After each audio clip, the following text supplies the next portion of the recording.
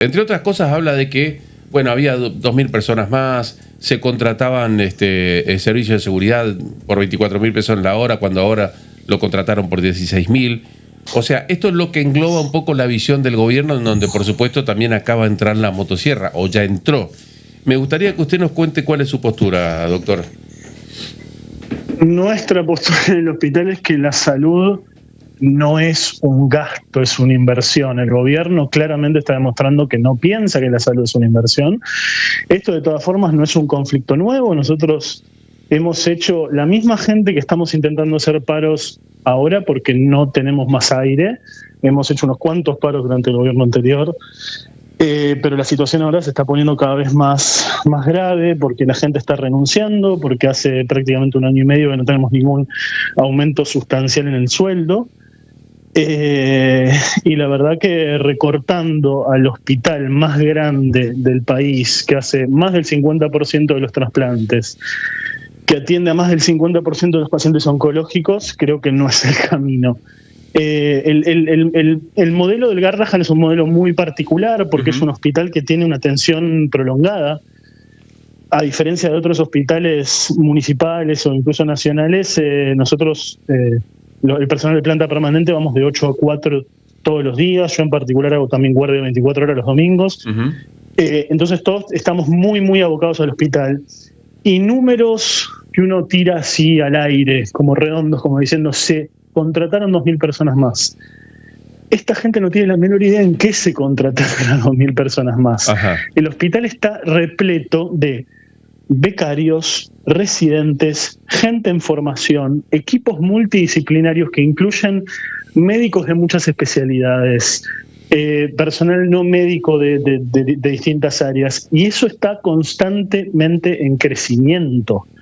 En crecimiento para tratar patologías más complejas, para poder llegar a gente que no llegábamos antes. El hospital crece por el trabajo de la gente que está dentro, y eso incluye también mucha gente que entra al hospital. Entonces hay un montón de información que se transmite como el número seco, sí, que no tiene nada que ver con lo que se hace adentro del hospital. Usted decía al principio de la conversación que el hospital viene mal hace mucho tiempo. ¿Hace cuánto tiempo y cuáles eran los reclamos que hacían ustedes antes de este gobierno? Porque siempre, ¿sabe por qué, Guido? Porque mucha gente dice, especialmente los que defienden el gobierno actual, dicen, pero ahora te das cuenta que la salud está mal, ahora te das cuenta que hay hambre, ahora te das cuenta que el Garrahan... ¿No te acordás cuando juntábamos tapitas? ¿No te acordás cuando juntábamos tapitas para el Garrahan hace 10 años? Por eso me interesa saber cómo fue la evolución en todo este tiempo. Las tapitas es algo independiente porque es algo que tiene que ver con la financiación de la Fundación Garrahan, que no tiene que ver con el pago de sueldos y con el funcionamiento del hospital, es algo independiente. Nosotros, a partir del 2021, si mal no recuerdo, ya con toda la situación de la pandemia, fue muy dura para todo el personal, no solamente médico, sino no médico, y frente a sueldos que eran pésimos, empezamos a hacer reclamos. Y digamos, el reclamo en ese momento era un reclamo similar, que era nos estamos quedando atrás con el sueldo, hay un montón de inflación, no se está aumentando el sueldo. Ese siempre fue el reclamo. Esto se ha acrecentado a niveles tremendos desde que asumió el último gobierno. Pero aparte, lo más preocupante que estamos viendo ahora y que no veíamos tanto antes es la cantidad de gente que renuncia, la cantidad de especialistas, subespecialistas, gente que está hace 15 años, 20 años en el hospital, que se va del hospital porque no le conviene, simplemente. Y otra cosa que está pasando, que esto es central en el conflicto actual, porque el conflicto actual los que iniciaron todo este paro fueron los residentes de pediatría, porque los residentes de pediatría, que dependen de Nación, están cobrando al ingreso menos de 800.000 pesos. ¿Menos de cuánto, perdón? Por trabajar menos de 800.000 pesos. Por trabajar más de 36 horas, guardias, etcétera. Y esto, digamos, está cada vez más grave. Y lo que está pasando ahora también es que las residencias de pediatría, que estamos hablando del mejor hospital de pediatría, no es por ponerme la camiseta del país, el hospital más grande del país, en muchos sentidos, están empezando a quedar vacantes. ¿por qué esto no le sirve a los médicos de información? Claro. Entonces no solamente estamos teniendo un problema actual de que el hospital se está desarmando, sino que nos van a faltar médicos a futuro por cómo, la verdad que la medicina en este momento, en este país, no es un plan viable de vida, lamentablemente. Qué fuerte la frase. Por cómo vienen las cosas. Qué fuerte esa frase. Es fuerte. Guido, Es fuerte. Escuché, usted me dirá si es cierto o no, que cambiaron o están queriendo cambiar las condiciones para entrar a hacer residencias, entonces que podría facilitar que extranjeros vengan a anotarse para hacer la residencia, o ya lo están haciendo, porque cambiaron, no sé si un sistema de puntaje o algo por el estilo, ¿puede ser? La verdad no me consta, no tengo información sobre eso en particular, no lo sé. Uh-huh. No lo sé. No sabría decirte. ¿Quién financia este hospital? ¿Ciudad de Buenos Aires y Nación?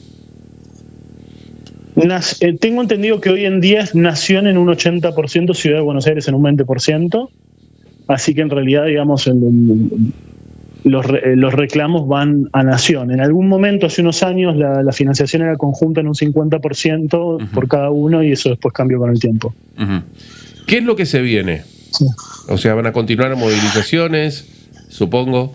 Ahora, el tema de la conciliación obligatoria y la cautelar que se mandó a los residentes, pues esto es importante aclararlo. Uh-huh.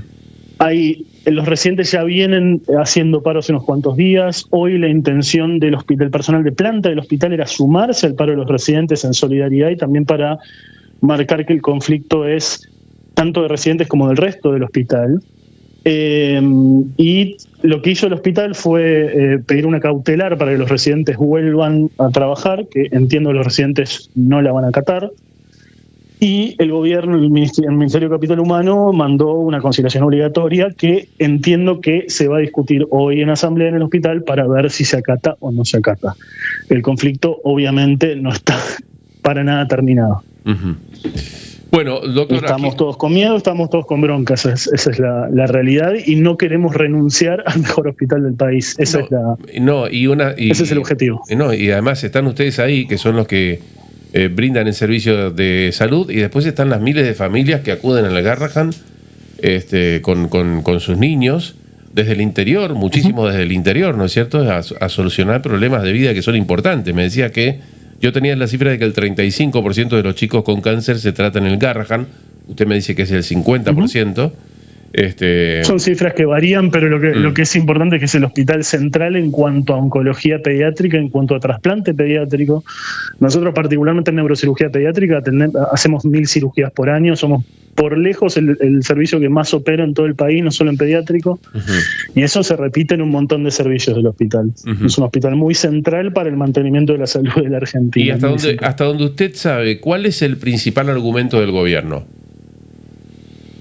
El principal argumento del gobierno es está mal administrado el hospital, uh-huh. Por eso no hay plata.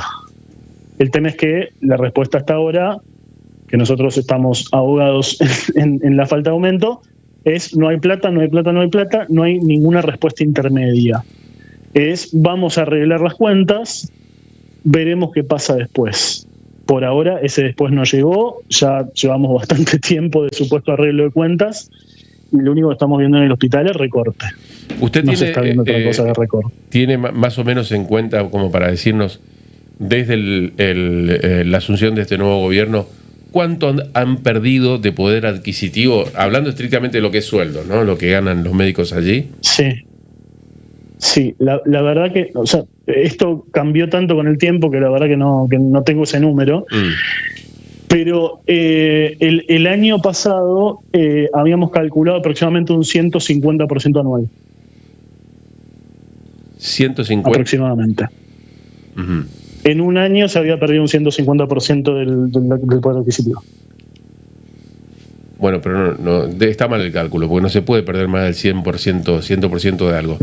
En todo caso, la reducción, pero no importa, la reducción del poder adquisitivo ha sido importante, no, muy importante, evidentemente. Y cuando lo dice...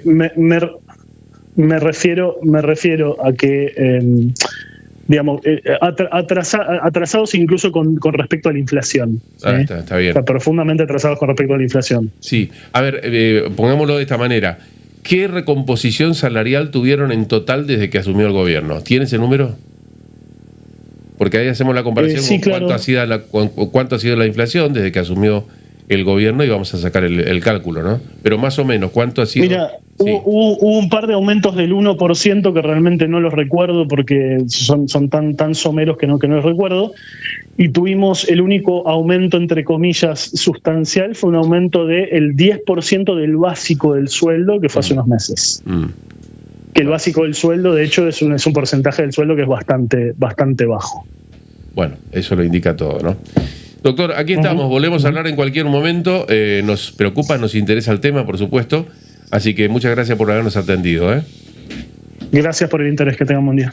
Igualmente, querido Gromatzin, médico de planta del Servicio de Neurocirugía Pediátrica, nada menos, del Hospital Garrahan.